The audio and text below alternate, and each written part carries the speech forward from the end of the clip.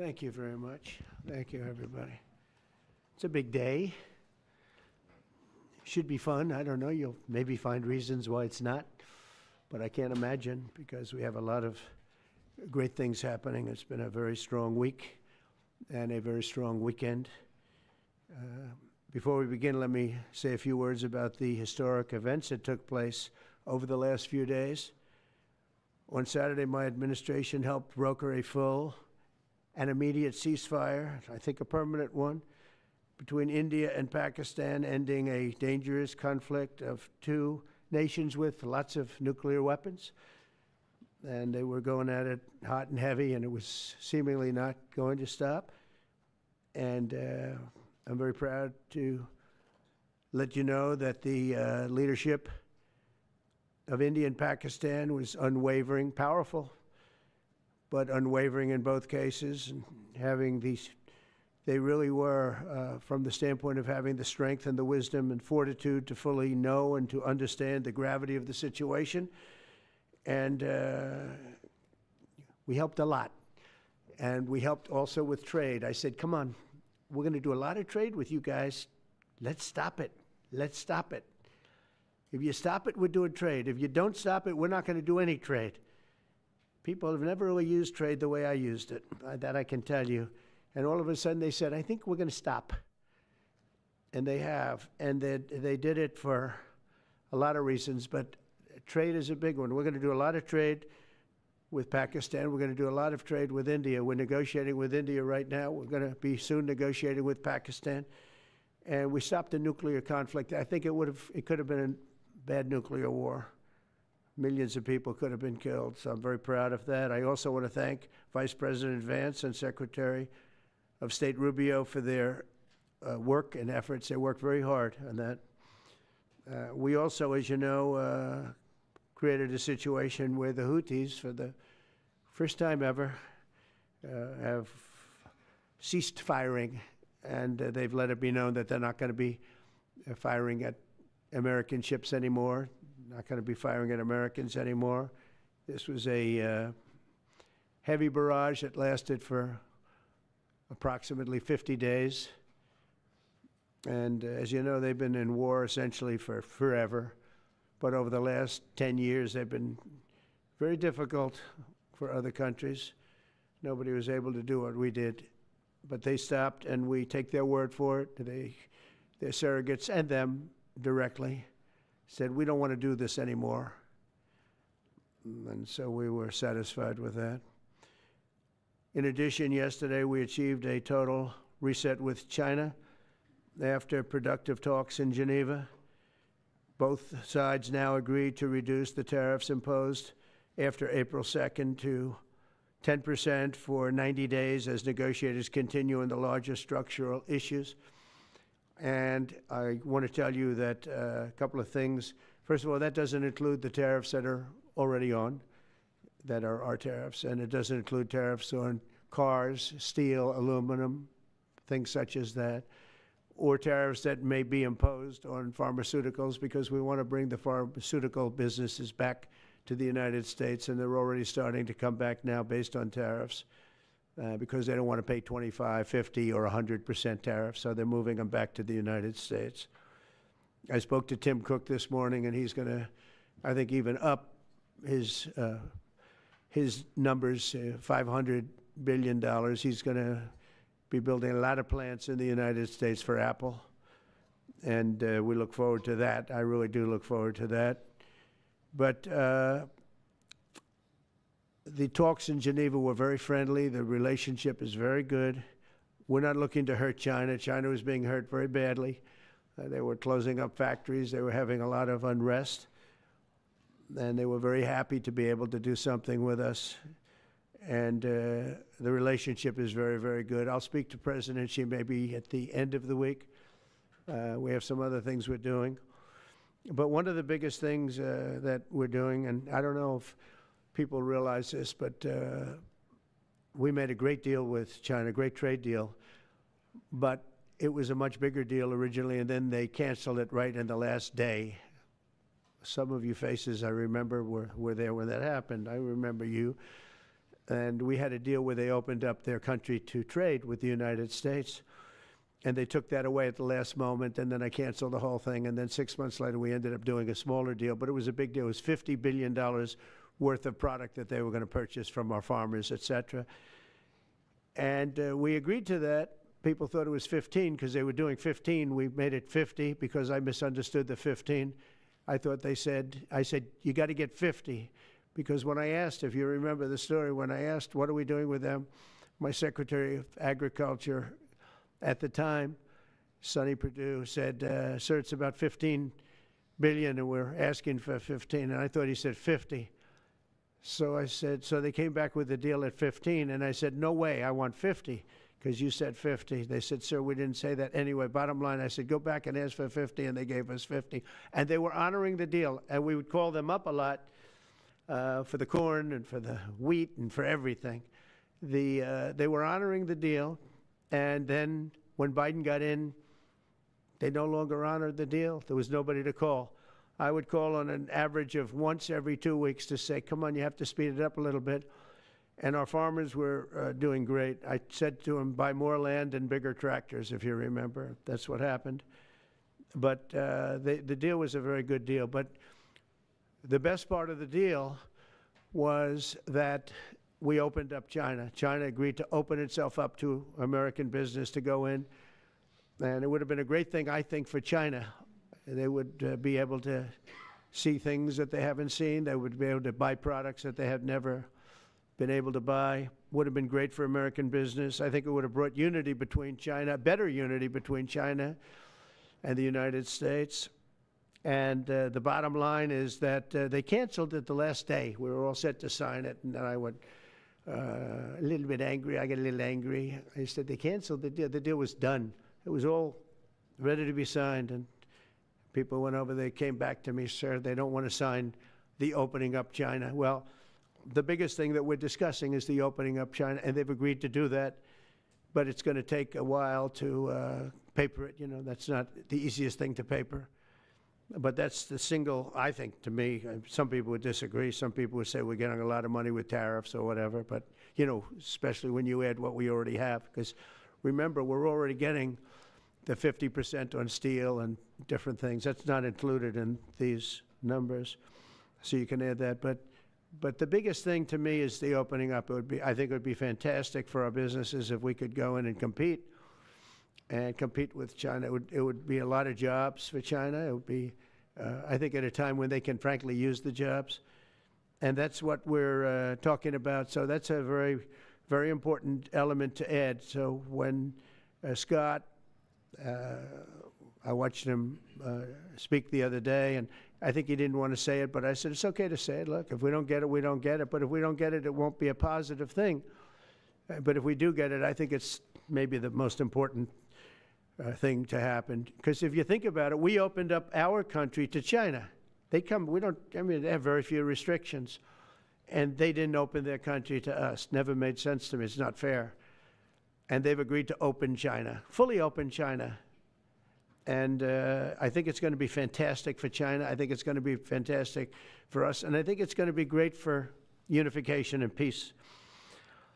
China will also suspend and remove all of its non-monetary barriers. They've agreed to do that. Well, they're very numerous. But again, to me, the biggest thing that came out of that meeting is they've agreed. Now we have to get it papered, but they've agreed to open up China. It's going to be great for everybody. And third, I'm very happy to announce that Idan Alexander, an American citizen who until recently most thought was no longer living, thought was dead, is going to be released in about 2 hours, actually. And he's going to be released before the eyes of Steve Witkoff, who's done a fantastic job. I know a lot of people that have a lot of talent. I know Steve had a lot of talent. But I know a lot of people with a lot of talent, but there's one that I thought had a special way about him, special personality, aside from being a good deal maker, had a special way about him, and it was Steve. Knew very little about the subject matter, who does, but he learned it in about 2 hours. And he's been fantastic. So I want to just thank Steve. But they're going to be releasing Idan in about 2 hours from now, or sometime today, let's say. And again, they thought he was dead just a short while ago. His parents are so happy. They're so happy. So it's, as you know, Idan's the only American citizen who's captured and held hostage by Hamas since October 7th, 2023. And he's coming home to his parents, which is really great news. I mean, to me, it's big news. They thought he was dead. So that's that. So we'll be heading there, and we'll be seeing 3 primary countries. You know all about that: Saudi Arabia, UAE, Qatar. On Thursday's meeting with Russia and Ukraine is very important. I was very insistent that that meeting take place. I think good things can come out of that meeting. Stop the bloodshed of the horrible. It's a bloodbath. But that 5,000 more, it's really much more, I'm trying to be conservative, more than 5,000 soldiers. Russian, they're not American soldiers. They're from Russia, they're from Ukraine, but they're people. They're human souls, and they're being killed at levels that we haven't seen since the Second World War. And it's every week. A lot of drone fighting. It's a whole new form of warfare, and it's violent and vicious. And so that's it. I'd like to go back to China just for a second. They're very heavy on the fentanyl. We're charging them, as you know, 20% for the fact that they send fentanyl into our country. And they've agreed that they're going to stop that. And, you know, they'll be rewarded by not having to pay, you know, hundreds of billions of dollars in tariffs. So the fentanyl should stop. It comes from China. It's amazing. And comes through our southern border, comes through our northern border too, comes through Canada, and comes through our southern border, much more through the southern border. But so that's a very important subject to me, because everybody in this room has lost friends or people that have family members that have died of fentanyl. So there's a big incentive for China to stop, and I take them at their word. They're going to work on that, I think, very hard. And one thing, when they work on something, they get it done. So now I'm about to depart on a historic visit. Some of you are going with us to, as I said, Saudi Arabia, Qatar, and United Arab Emirates.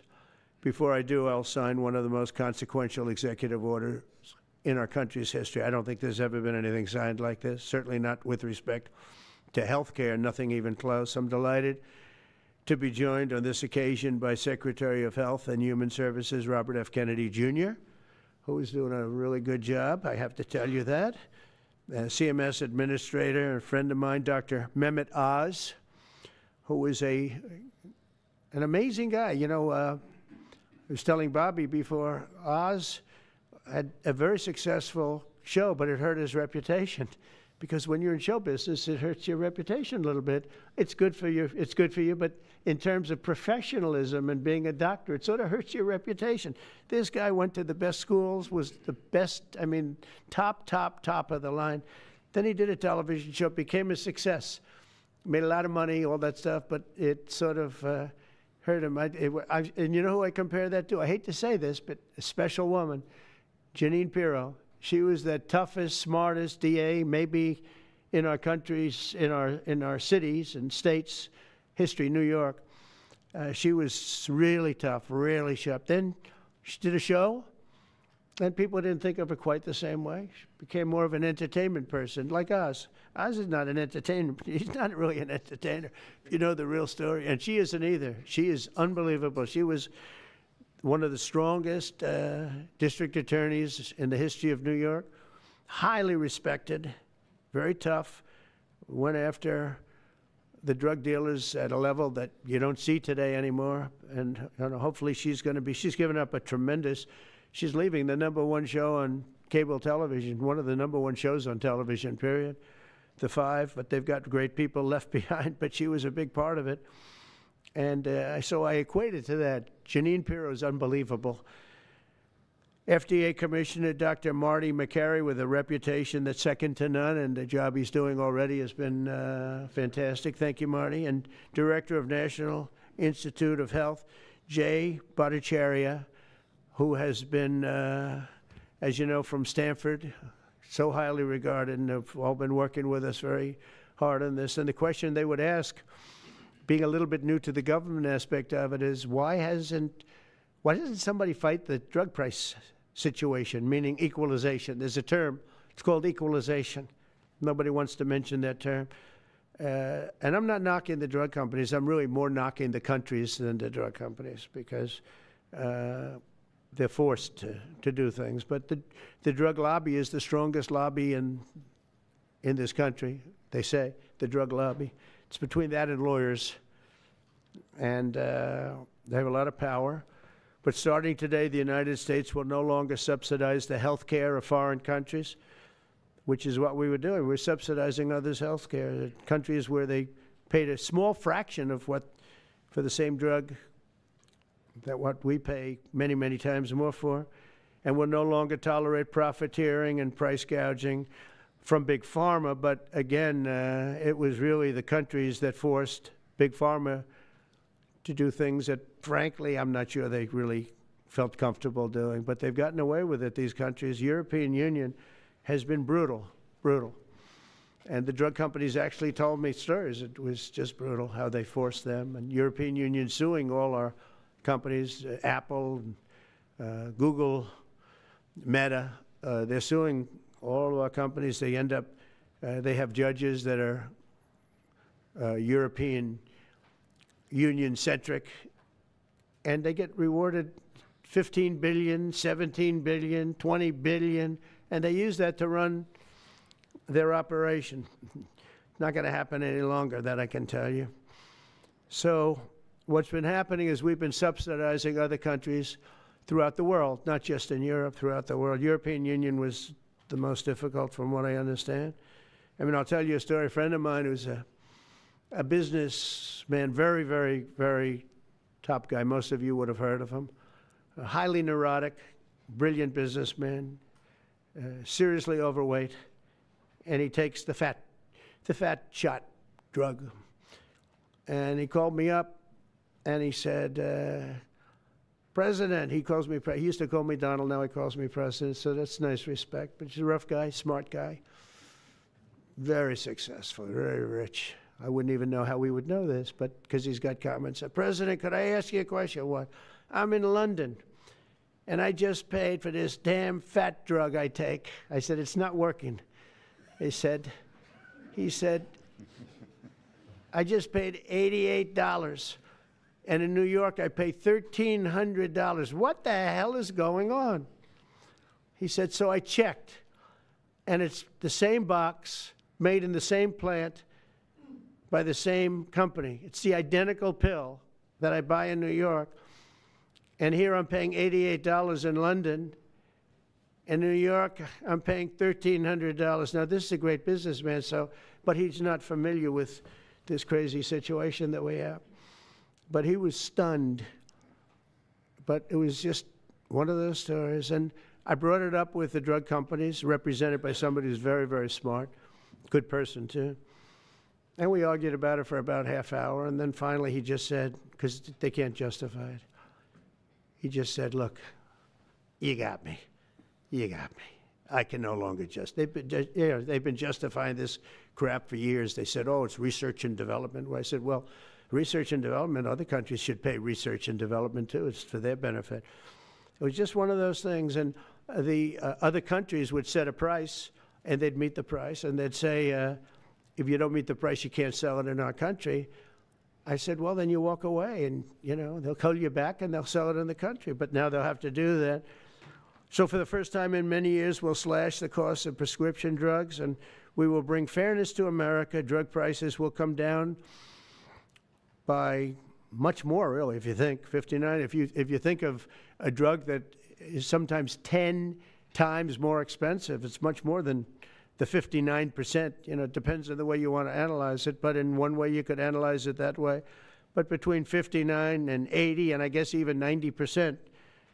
So when I worked so hard in the first term, and if I got prices down, remember I was the only one to ever get prices down for a full year, but I'd get them down like 2%, and I thought it was like a big deal. Well, we're getting them down 60, 70, 80, 90%, but actually more than that if you think about it in the way mathematically. And Farmer has to say, we're sorry, but we'll not be able to do this any longer to these countries that have been so tough. They've been very tough, nasty. It's trade. It's trade. And Pharma is also very powerful. And the Democrats have protected Pharma. The Democrats, this is the Democrats have protected Pharma. These are the Democrats. And by the way, I just called the Speaker of the House, and I just called the leader, our leader in the Senate, John Thune, Mike Johnson. Spoke to both of them. I said, when you score, you're going to have to score two things. You're going to have to, number one, score that hundreds of billions of dollars of tariff money is coming in. But even bigger than that, you're going to have to score that your cost for Medicaid and Medicare and just basically pharmaceuticals and drugs is going down at a level that nobody has ever seen before. It'll pay for the Golden Dome. I see the Golden Dome is there, see? That'll easily pay for the Golden Dome. And we'll have a lot of money left over. We need the Golden Dome, by the way, in this world. Although this world's a lot safer today than it was a week ago, and a lot safer than it was 6 months ago. We had people that had no clue what they were doing. So today, Americans spend 70% more for prescription drugs than we spent in the year 2000. Think of that.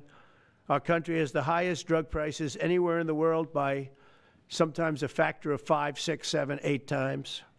It's not like they're slightly higher. They're 6, 7, 8 times. There are even cases of 10 times higher. So that you go 10 times more expensive for the same drug, that's big numbers. Even though the United States is home to only 4% of the world's population, pharmaceutical companies make more than 2/3 of their profits in America. So think of that. With 4% of the population, the pharmaceutical companies make most of their money, most of their profits from America. That's not a good thing. Now, I think, by the way, I have great respect for these companies and for the people that run them. I really do. And I think they did one of the greatest jobs in history for their company, convincing people for many years that this was a fair system. And nobody really understood why, but I figured it out. For years, pharmaceutical and drug companies have said that research and development costs were what they are, and for no reason whatsoever. They had to be borne by America alone. Not anymore, they don't. This means American patients were effectively subsidizing socialist healthcare systems in Germany, in all parts of the European Union. They were the toughest of all. They were nasty. And I see that. I see that with trade, too. European Union is in many ways nastier than China, okay? And we've just started with them. Oh, they'll come down a lot. You watch. We have all the cards. They treated us very unfairly. They sell us 13 million cars. We sell them none. They sell us their agricultural products. We sell them virtually none. They don't take our products. That gives us all the cards, and very unfair. So they're going to have to pay more for health care, and we're going to have to pay less. That's all it is. And believe it or not, because it's really the world we're talking about, not just the European Union, but because it's the world, the numbers are for the healthcare company not as bad as you would think. They'll make the same. I think the healthcare companies should make pretty much the same money. I really don't believe they should be affected very much, because it's just a redistribution of wealth. It's a redistribution where it could be the same top line, but it's going to be distributed differently. Europe's going to have to pay a little bit more. The rest of the world's going to have to pay a little bit more, and America's going to pay a lot less. Again, because it's a much smaller population than when you think of the whole world. So basically what we're doing is equalizing. There's a new word that I came up with, which I think is probably the best word. We're going to equalize, where we're all going to pay the same. we're going to pay what Europe's going to pay. We're going to all pay. Now, there may be some countries in dire need, and I would be willing to sacrifice that and help them. But it's called most favored nation. We are going to pay the lowest price there is in the world. We will get whoever is paying the lowest price, that's the price that we're going to get. So remember that. So we're no longer paying 10 times more than another country. Whoever is paying the lowest price, we will look at that price and we will say that's the price we're going to pay. Most favored nations, that's what it is. One breast cancer drug costs Americans over $16,000 per bottle, but the same drug from the same factory, manufactured by the same company, is 1/6 that price in Australia and 1/10 that price in Sweden. 1/10 for the identical product. A common asthma drug costs almost $500 here in America, but costs less than $40 in the United Kingdom. So $40 in the United Kingdom, which is where this gentleman told me he paid a small amount for his shot. But think of that. So $40 versus $500 here. That's not even bad. There are much worse examples. And the weight loss drug, Ozempic, costs 10 times more in the United States than in the rest of the developed world. 10 times more. Why? Why? What did we do? Suckers. But we never had a president that had the courage to do this. And nobody knew the system like I do. I mean, I've gotten to know this system so well. And I don't think it's fair that it benefits Obamacare. Obamacare is a failure. It's not a good health care. It works. I made it work. I had an obligation to make it work, or an obligation to let it die. I chose that we had to make it work. I had to make it as good as possible. And I had a choice. I could have let it fail or make it as good as possible. As good as possible means it was still not very good, but it survived. And we did the right thing. But this makes everything work. And I don't want to have a bad form of health care work because of the fact I was able to cut drug prices by 80 or 90%. So we're going to maybe come up with something. I think this gives the Republicans a chance to actually do a health care that's much better than Obamacare and for less money, which if you guys would work on that along with Congress. But I do want to say that Democrats could have done this a long time ago. They have fought like hell for the drug companies, and they knew they were doing the wrong thing. And it's going to be very hard. I was just telling the leader and the speaker that it's going to be very hard for the Democrats to vote against the one big, beautiful deal. The greatest tax cuts in history, greatest everything, but now you have the big drug prices because that's going to be included. It makes that whole situation different from a scoring standpoint. I just told them, I called them up about this. I said, I'm going to do something that's going to be very monumental, and you're going to be scoring. You better tell your people that this is going to score really well. And then add hundreds of billions of dollars in tariffs to your list also. But as big as the tariffs are, this is something that really hits quickly. 5 years ago, I signed an executive order to confront this disaster, but only confront it in a minor way. It was a good confrontation, but never to this extent. And it took people a little while to understand a very complicated system. But Joe Biden, without any knowledge of what he was doing, terminated the policy and then pretended to negotiate under a new system. And then you take a look, 5 out of the 10 drugs that he negotiated are now over 200% more expensive in America than the rest of the world, and far more expensive than when he even got involved. Much more expensive than when he got involved. Joe Biden's plan was as you know, because you wrote about it, you don't say it very loudly, but it was a very big failure, was his whole presidency. First, I'm directing the U.S. Trade Representatives and Department of Commerce to begin investigations into foreign nations that extort drug companies by blocking their products unless they accept bottom line and very low dollar amounts for their product, unfairly shifting the cost burden onto American patients. And we'll be taking a look at that very strongly. The biggest thing we're going to do is we're going to tell those countries, like those represented by the European Union, that, that game is up, sorry. And if they want to get cute, then they don't have to sell cars into the United States anymore. It's a very big subject. And they won't get cute, because I'll defend the drug companies from that standpoint. They were given a price by the European unions and other countries. This is what you do. This is what we're going to pay. We're not going to pay any more. Let America pay the difference, because there was a big shortfall. Let America pay it. And that's what we did, but we're not doing it anymore. Next, my administration will secure what we're calling most favored nations drug pricing. The principle is simple. Whatever the lowest price paid for a drug in other developed countries, that is the price that Americans will pay. And we're using the term other developed countries because there are some countries that need some additional help, and that's fine. I think that's very good. Some prescription drug and pharmaceutical prices will be reduced almost immediately by 50 to 80 to 90%. Big Pharma will either abide by this principle voluntarily or will use the power of the federal government to ensure that we are paying the same price as other countries. To accelerate these price restrictions and reductions, my administration will also cut out the middlemen. We're going to totally cut out the famous middlemen. Nobody knows who they are, middlemen. I've been hearing the term for 25 years, middlemen. I don't know who they are, but they're rich. That I can tell you. We're going to cut out the middlemen and facilitate the direct sale of drugs at the most favored nation price directly to the American citizen. So we're cutting out, Bobby, the middlemen. It's so important, right? You got to do that. They're worse than the drug companies. They don't even make a product, and they make a fortune.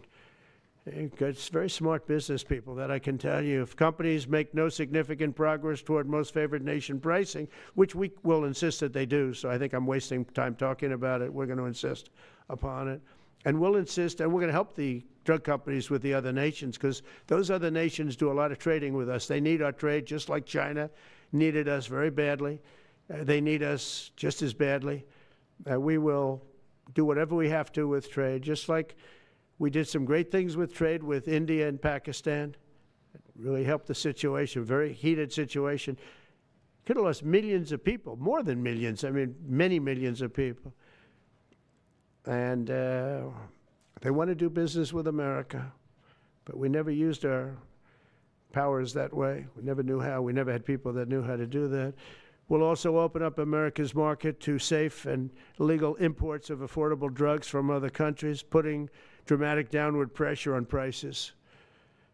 And if necessary, we'll investigate the drug companies, and we'll, in particular, investigate the countries that are doing this, and we will add it onto the price that we charge them for doing business in America.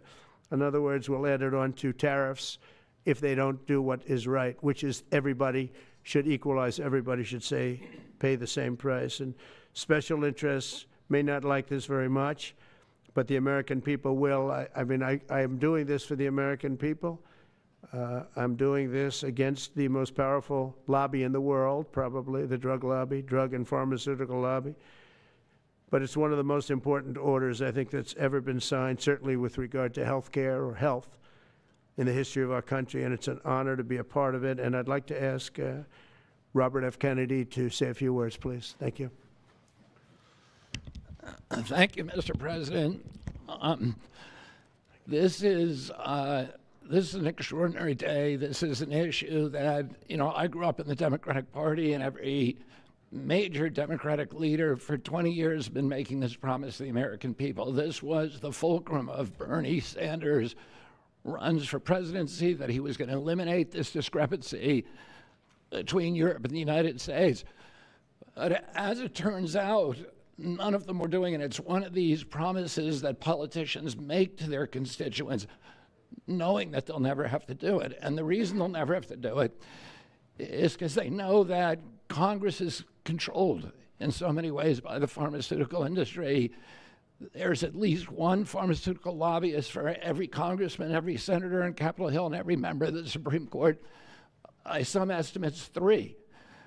Pharmaceutical companies, the industry itself, spends 3 times what the next largest lobbyist spends on lobbying. So this was an issue that people talked about, but nobody wanted to do anything because it was radioactive. They knew you couldn't get it by Congress. We now have a president who is a man of his word, who has the courage.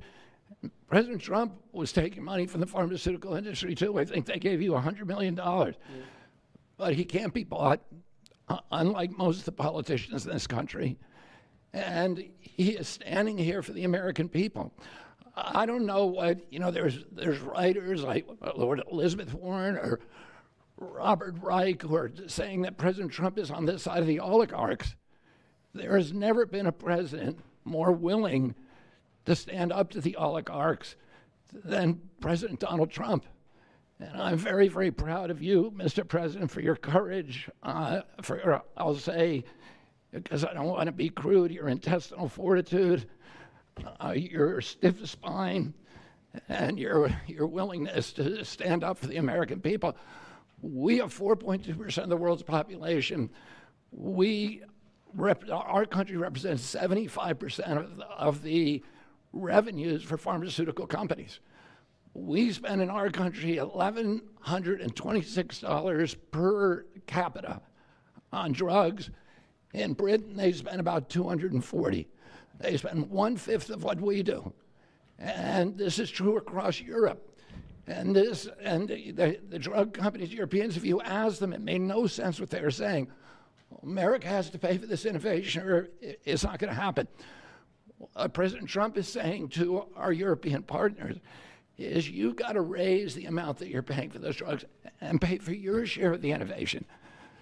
That the United States is no longer subsidizing that. If the Europeans raise the price of their drugs by just 20%, that is $10 trillion that can be spent on innovation, and the health of all people all across the globe is going to increase because we're going to have better products. So I'm just so grateful to be here today. I never thought that this would happen in my lifetime. I have a couple of kids who are Democrats, are big Bernie Sanders fans, and when I told them that this was going to happen, they had tears in their eyes because they thought this is never going to happen in our lifetime, and we finally have a president who's willing to stand up for the American people. Thank you, and Dr. Oz. Thank you, Secretary Kennedy. This is the most powerful executive order on pharmacy pricing and healthcare ever in the history of our nation. And it's only happening because we have a president with the fortitude, the guts to stand up to the withering criticism and lobbying that's going to occur as soon as folks hear about the executive order. So on behalf of the child in Philadelphia who's got an autoimmune disease with a $1,000 a month drug, or the older woman in Los Angeles who's on a blood thinner who can't afford her copay, I want to thank President Trump. God bless you for having the guts to take on this industry. Thank you, sir. Thank you very much. So let's talk about the details a little bit. And this is primarily about equalization, as President Trump said. It's about fairness. Think of NATO as a metaphor. When President Trump said, you've got to pay a little more so it makes sense for all of us, they came up. And the European countries contributed. The same thing we believe will happen in this situation. Most people who have thought about this process agree that it is patently unfair to tolerate the numbers that Secretary Kennedy and President Trump have reflected to you. On this chart to my left is a list of the 10 drugs that were negotiated in the IRA. Again, this is the bill, the law, that regulates a negotiation process. This is the best price that was able to be obtained by the Biden administration. And if you look at these numbers, they actually reflect how much on top of the most favored nation price was being paid by the United States. So the closest to me, and Bob, you can point to the Jardiance, the closest one, 289%, the one that's closest to you. That means that we are paying in America 4 times more than that drug costs in other countries. Again, 100% is the baseline. It's 289% above that baseline. It goes all the way down to when we're paying 50% more than any other country. That's the range. As was pointed out by President Trump, half the time we're paying 3 times more than is paid in other countries. It doesn't make any sense for the system. That stated, President Trump has over and over again indicated, and Secretary Kennedy reflected as well, we want innovation. We want our technology partners doing the best they can to make the best solutions for drugs to cure as many people in America and around the world as possible. By getting our allies to pay a bit more, as they should be, and they should have for many years been doing, will course correct a problem that's gotten out of hand. And by doing that in a thoughtful, effective way, we're going to be able to get the pharmaceutical industry whole. Those jobs will still be here, will still be productive, will still be curing cancer and a slew of other ailments that plague humanity. America will still be the leader in this space, but we'll be paying the appropriate amount, the right-sized amount for those tasks. So over the next 30 days, the 4 of us up here, together with people standing in the back of this room who are doing a lot of the heavy lifting, are going to be approaching pharmaceutical companies to talk specifically about what we want the most favored nation price to be based on the best data we have. We're looking forward to a thoughtful interaction with these corporate leaders, many of whom we've spoken to and in quiet will agree the system is not right the way it is. They're patriotic Americans. They want what's right.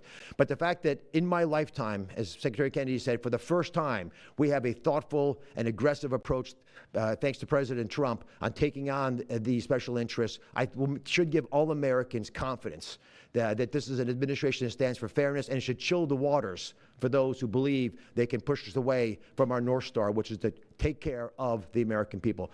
Mr. President, God bless you. Thank you very much. Thank you. Jay, you want to go next? Sure. Good. So I teach economics at Stanford as well as health policy. And one thing that's really, really simple in economics is that when you have a persistent price difference for the same product between 2 countries, there is something deeply wrong. And what President Trump has done is a historic measure that should have been done a long time ago. What we're going to do is make sure that those prices become much closer to equal, like a competitive market you'd expect. Right now what's happening is the American people are subsidizing in large fraction the research and development efforts for drug companies around the world by the higher prices that we pay. With this new order, Europe will share the burden of that. And in fact, if you may think of it as like as somehow it's like it's going after drug companies, actually it's helping drug companies. Because what we're also going to do with this order, what President Trump has done with this order, is he's said to European governments, look, if you are taking advantage of the drug companies by forcing them to charge very, very low prices, we're going to defend American drug companies in Europe. At the same time, we're standing up for the American consumer who's been paying far too high prices for far too long. I can go back decades to point to congressional reports after government report after government report of tremendously high drug prices, much higher than the rest of the world, and nothing has been done about it until this moment. And I'm really, really proud, President Trump, that you've done this. I'm really proud to be included in this and looking forward to the work ahead. Thank you, Jay. Great. All right.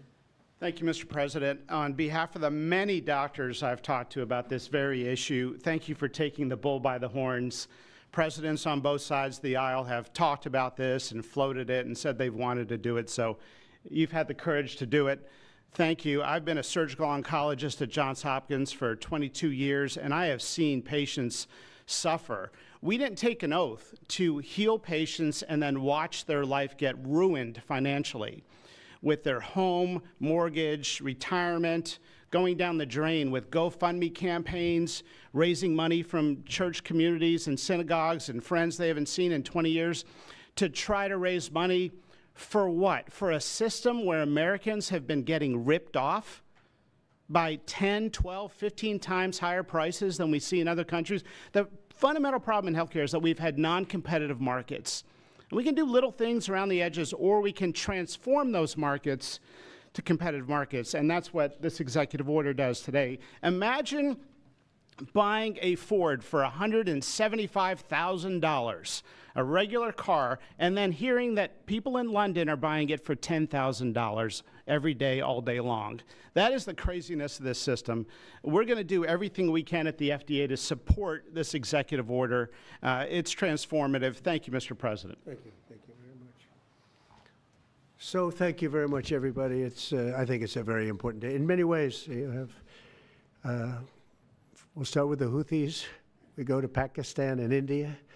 We go to what we did with China, the trade deal, and with UK. And by the way, many other deals are coming in very much. At a certain point, we'll just set the price because we know where we are. But we'll just set the price. But world trade is going to be terrific, and our country is going to be making a lot of money. Taxes are going to go down. Taxes are going to go down very, very substantially.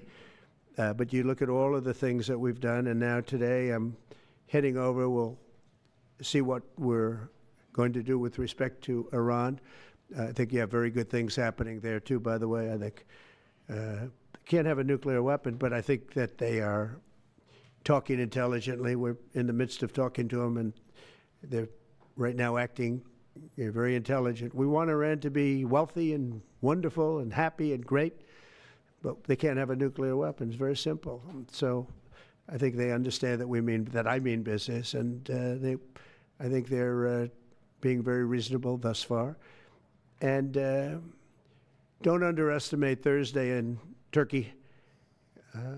President Erdogan is going to be a great host, and we are doing some work with him having to do with Syria, too, by the way. We're going to have to make a decision on the sanctions, which we may very well relieve. We may take them off of Syria because we want to give them a fresh start. But President Erdogan's asked me about that. Many people have asked me about that because the way we have them sanctioned, it doesn't really give them much of a start. So we want to see if we can help them out. So we'll make that determination. But I think you're going to have maybe a good meeting. You have the potential for a good meeting, that a meeting wasn't going to take place. I insisted that that meeting take place. And it is taking place. And I think you may have a good result out of the Thursday meeting in Turkey between Russia and Ukraine. And I believe the two leaders were going to be there. I was thinking about flying over. I don't know where I'm going to be on Thursday. I've got so many meetings. But I was thinking about actually flying over there. There's a possibility of it, I guess, if I think things can happen. But we got to get it done. We got to save 5,000 lives a week. 5,000 lives is really more than that. It's worse than that. And when you see and you don't want to see it, but when you see the satellite photographs of the battlefield with arms and legs and heads all over the place, separated by 30 yards from bodies, doesn't make sense. Doesn't make sense. So we're working very hard to see if we can end that bloodbath. Okay, there shouldn't be too many questions. It's been covered pretty well. Mr. President, thank you for taking questions. Two quick ones for you, starting on trade. If a longer-term deal is not reached with China at the end of these 90 days, can the American people expect those tariffs to go back up to 145%? No, but they would go up substantially higher. And then You know, at 145, you're really decoupling because nobody's going to buy. But they can go, they got very high because of additional tariffs I applied during the course because of fentanyl and other things. But no, but they'd go substantially higher. Yeah. And then on Qatar, Mr. President, I think you will have a deal, however.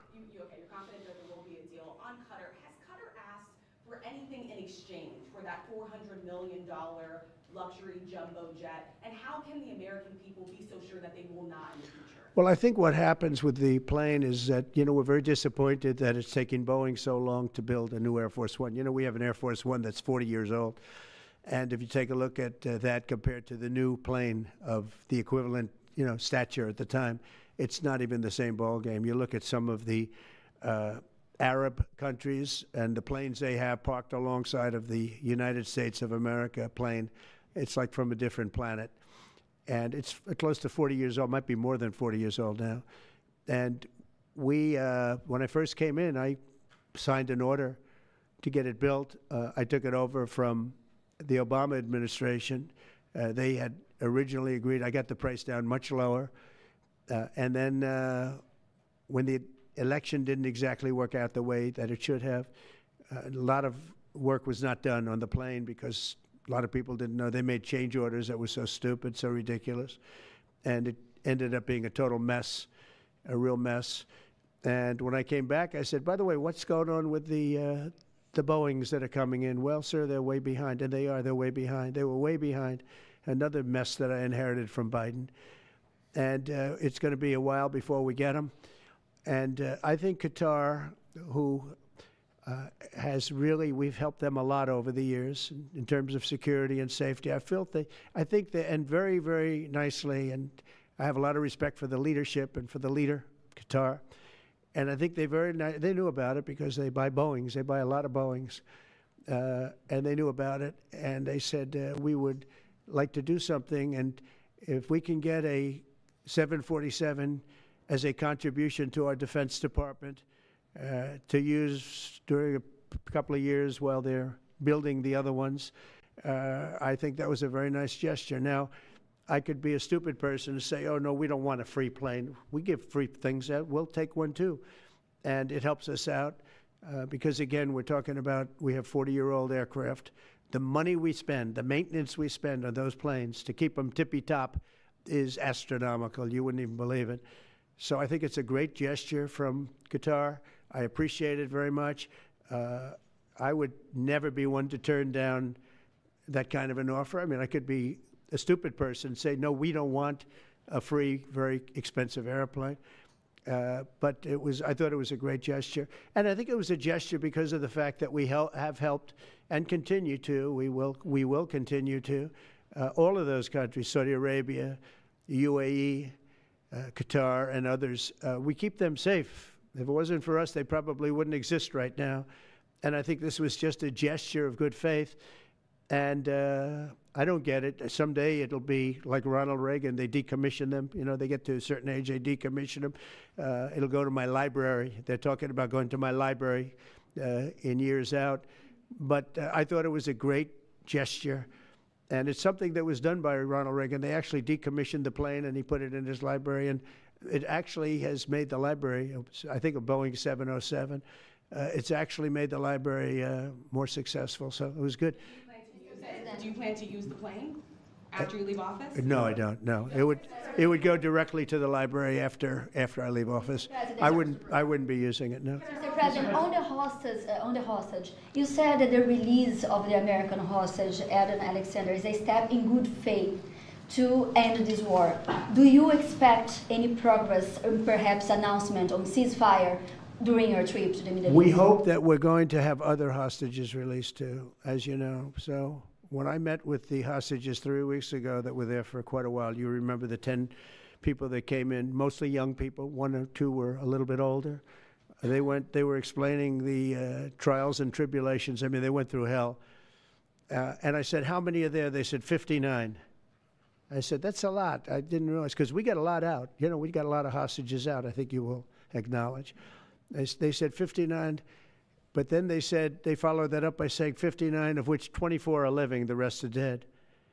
But the people whose son, mostly son, I think 1 daughter in this case, but mostly sons are there, or husbands are there, those people want the dead bodies as much as they want the live body. I have a mother that calls me, but came up to me when I first met her, and she said, sir, please get my son out.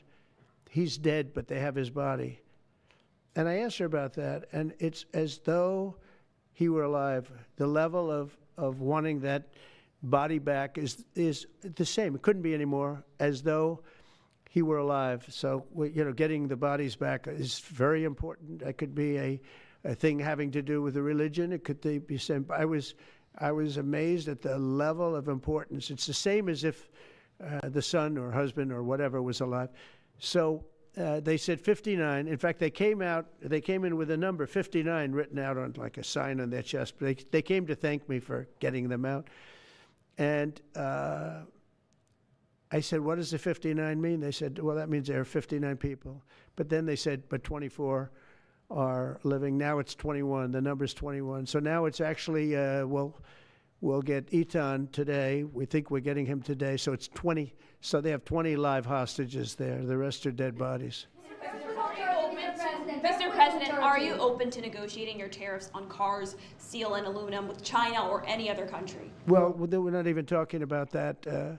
We're bringing the car business back into this country. We have commitments, and not only commitments, they've already started construction on many plants. They've left Mexico in a few cases. In a few cases, they've left Canada. They're not going to build in Canada. They're going to build here because we have the market. And the tariffs have been amazing. The election and the tariffs. November 5th was a big day, and on top of that, of course, you wouldn't have the tariffs without the election, I guess, if you look at it. But we have at least 11 committed massive car factories that are going to be built, that are in the process of being built.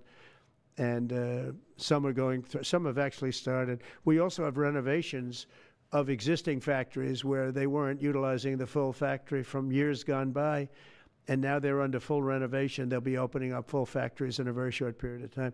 Our car industry is, I think we're going to have the #1 industry. You know, if you look at Japan and these others, they do tremendously with cars, and they can do that too. But you know, if they want to sell cars in the United States, they're going to have to build factories in the United States, because I'm interested in cars for the United States. Now, one other thing is, in our tax bill, we're giving not only no tax on tips, no tax on Social Security, no tax on overtime, but also we're going to get a deduction for people that borrow money to buy a car if it's made in America. If it's not, we have no interest. On the meeting between President Putin as well as President Zelensky, if President Putin doesn't show up to these talks in person in Turkey, will you join Europe in putting higher sanctions on If I felt it would be important toward getting the deal done, I'm the one that insisted on the meeting. They couldn't get a meeting because one said ceasefire, one said no ceasefire. It was going back and forth. I said, look, at this point, we got to stop it. Just go to the meeting. The meeting's been set.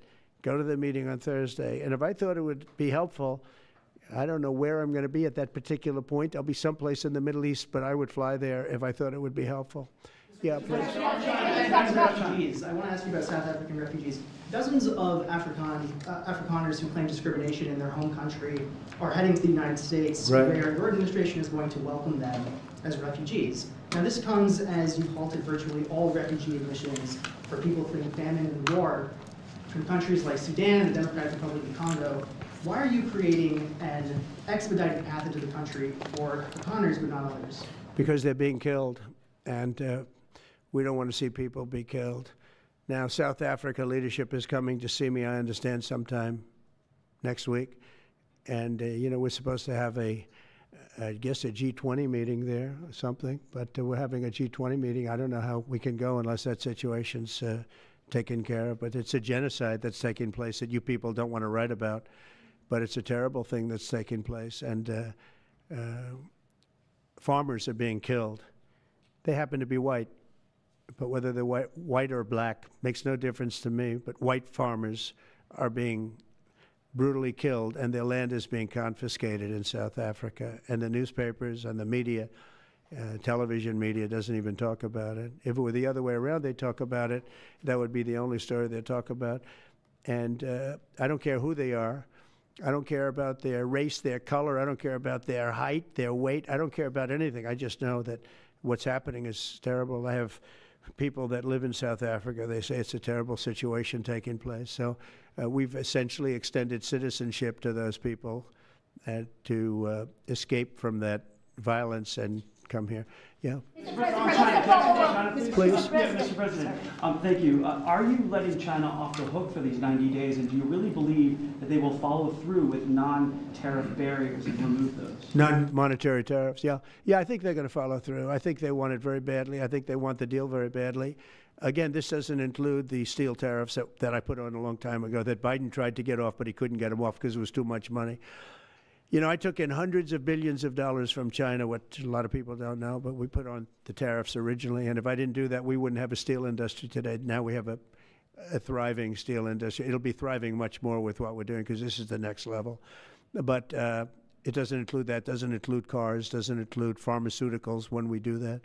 And the reason we're doing that will be to get them to come back in the country. You know, there are, again, I always say it because a lot of people forget, but if a company like Eli Lilly, which is making a massive investment in the United States right now. They're building many, many plants. They've already started like 7 of them, many plants, but they are not going to be tariffed. There's no tariff cost. So they're all doing that. They're all coming back to the United States. I mean, I'll tell you what, I hope I get the benefit of watching this because, as president, because, you know, it takes a little while to do this stuff. And we're doing it early in the administration. If you think of it, we have, I believe, if you look at the real total, it's over $10 trillion committed for plants and factories. Other administrations haven't had $1 trillion over a 4-year period, even over an 8-year period. We have over $10 trillion committed in one form or the other over 2 months. Give me a break. I'm here to hear 3, but let's give me a break on the first month. We want to get acclimated. But, you know, but if you think about it, it's really 2 months. And so in 2 months, we have an investment already of over $10 trillion. And other presidents haven't had that done over a year, over 4 years in some cases. It's unprecedented. There's never been anything like it. It's a very exciting time in America. Thank you very much, everybody. Thank you. Who's in charge of the budget bill while you're gone, sir? I'll sign that, yeah. Mr. President, are you ready to impose sanctions on Russia if Putin doesn't agree with the 30-day I have a ceasefire? feeling they're going to agree. I do. I have a feeling. And Who's in charge of the budget bill? Let's see what happens. No European countries Who's in charge of the budget bill in the negotiations? negotiations. The budget bill negotiations are taking place. Who in your administration is in charge of that while you're gone? Is it Everybody, J.D. Vance, Bobby, Scott from the Bessent? standpoint of medical, this group behind me, I mean, I think it's the best group ever assembled. In terms of medical, I think you're going to see a tremendous cut. I don't think, I mean, I know you're going to see it in Medicaid and Medicare. That cut will be massive because drugs are 50-60% of the cost. So Medicaid costs are going down and Medicare costs are going down because of what we're doing today. And there's no, it's not like, oh, gee, well, maybe it won't happen. It's going to happen because the other countries have no choice. Now, the drug companies are going to have to say, listen, if you don't pay more, we're not going to give you the drug, and they're willing to do that. So that's it. They have to, we have to equalize. Mr. President, what is the price controls? Say it? How do you respond to the fact that this? It's not price control, no, no. What was, price control is before. If you want to talk about, price control is what they were doing. They were making us pay. They set a price, and they said, here's what we're going to pay, and anything else charge America. Because at that time, they had a very stupid president, and it really went crazy during the last 4 years. And remember this, the Democrats are the ones that allowed this to happen. They were the ones that were the protector of this pricing system. And I think it's going to be very hard. You'll have to ask Democrats, are they going to vote against the one great, big, beautiful deal that's being negotiated now, tax cuts, et cetera? We're now on top of the tax cuts and regulation cuts, all the things. Now you're going to say that the price of your medicine is going down by 60, 70, 80%. You're going to vote against it? I think a lot of Democrats are going to be forced to do something that their leaders are going to beg them not to do, and that's vote for the bill. I don't see how they can vote against it. How can they vote against it when drug prices, drugs and pharmaceuticals are going to be down 70, 80%? It's going to be very interesting. Mr. President, what do you say to people who view that luxury jet as a personal gift to you? Why not leave it behind? You're ABC fake news, right? Why Because not? only ABC, well, a few of you would. Let me tell you, you should be embarrassed asking that question. They're giving us a free jet. I could say, no, no, no, don't give us, I want to pay you $1 billion or 400 million or whatever it is. Or I could say, thank you very much. You know, there was an old golfer named Sam Snead. Did you ever hear him? He won 82 tournaments. He was a great golfer. And he had a motto, when they give you a putt, you say, thank you very much. You pick up your ball and you walk to the next hole. A lot of people are stupid. They say, no, no, I insist on putting it. And then they putt it and they miss it. And their partner gets angry at them. You know what? Remember that, Sam Snead. When they give you a putt, you pick it up and you walk to the next hole and you say, thank you very much. Respectfully, sir, as a businessman, some people may look at this and say, have you ever been given a gift worth millions of dollars and then not received anything? It's not a gift to me, it's a gift to the Department of Defense. And you should know better, because you've been embarrassed enough, and so has your network. Your network is a disaster. ABC is a disaster. Here is the bill. Bobby, come on over here. Now you're talking about trillions and trillions of dollars. Thank you very much, everybody. Mr. President, a quick question about Turkey. Thank you very much. Thank you, sir.